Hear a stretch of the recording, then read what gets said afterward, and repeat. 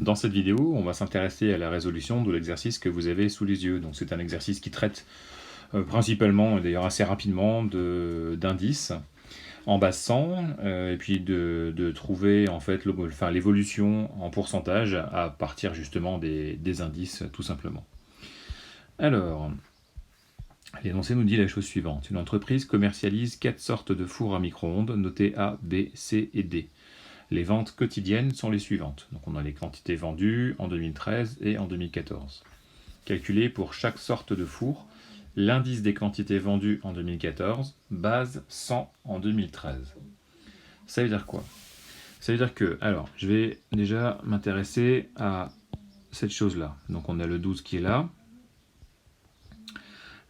et le 15 qui est là. Donc on va trouver l'évolution de 12 à 15. Alors on a plusieurs façons de travailler, mais comme ici on vous donne une indication, on vous dit que la base 100 est en 2013, on va donc s'intéresser exclusivement à la façon de travailler avec un indice.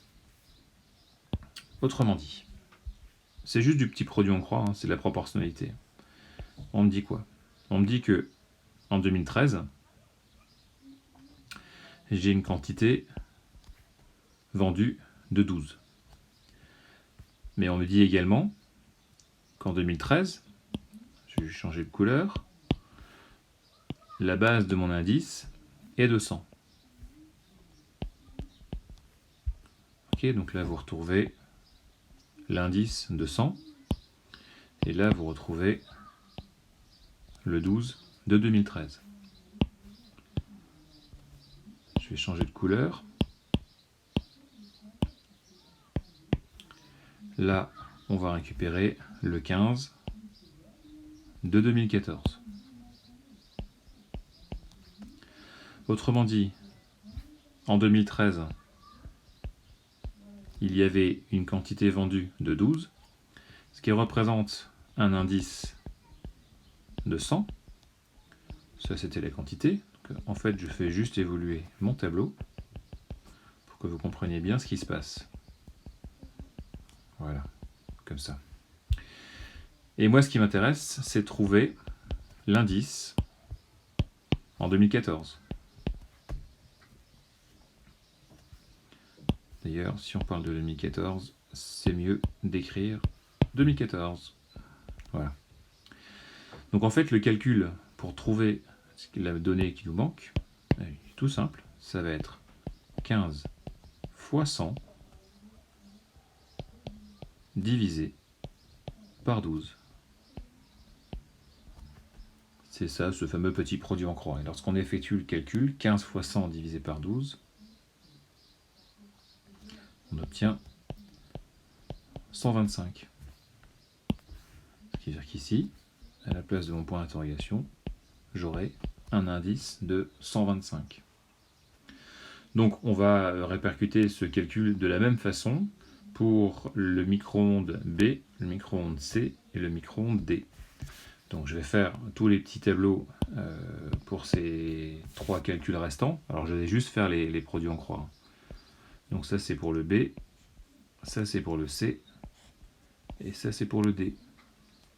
Donc en 2013, pour le B, on avait une quantité vendue de 50, et en 2014, on a une quantité de 40. L'indice de référence, notre base, c'est base 100 en 2013. Donc lorsque l'on effectue 40 fois 100 divisé par 50, on obtient un indice de 80. Attention, un indice, ça n'a pas d'unité, ce sont juste des points, et ça s'arrête là. Pour le C, en 2013, on a vendu une quantité de 23.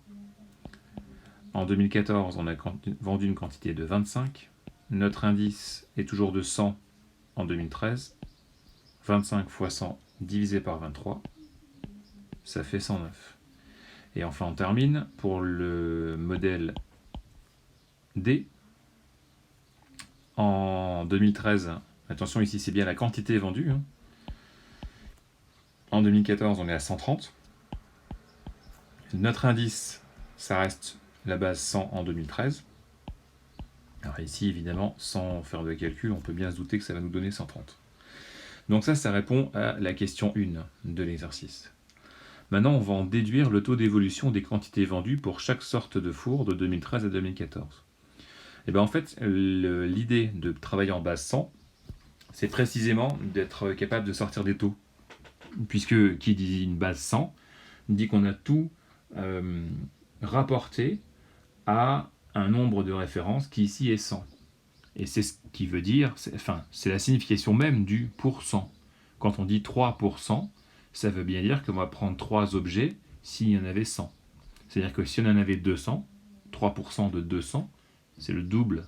Donc, à la place de 3, on en prendrait 6. Donc ici, si je regarde le premier tableau, alors je vais encore une fois changer, hop, allez, on va prendre du rose.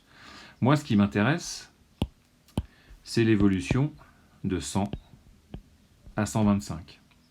L'évolution de 100 à 125, alors ici c'est, comme dit, assez évident, parce qu'on travaille en base 100, c'est pour ça que la base 100 est pratique.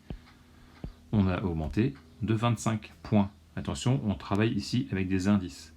Ce qui veut dire que, et là c'est juste un petit côté un peu vicieux, alors je ne vais pas mettre du rose, allez, on va mettre du violet, on cherche le taux d'évolution.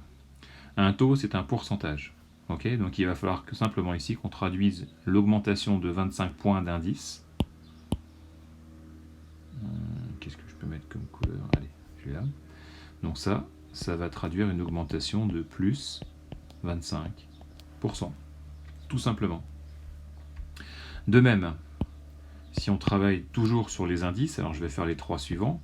Ici, on a diminué de 20 points. Ici, on a augmenté de 9 points. Et ici, on a augmenté de 130 points. Ce qui veut dire que ça veut dire qu'on a baissé de 20%.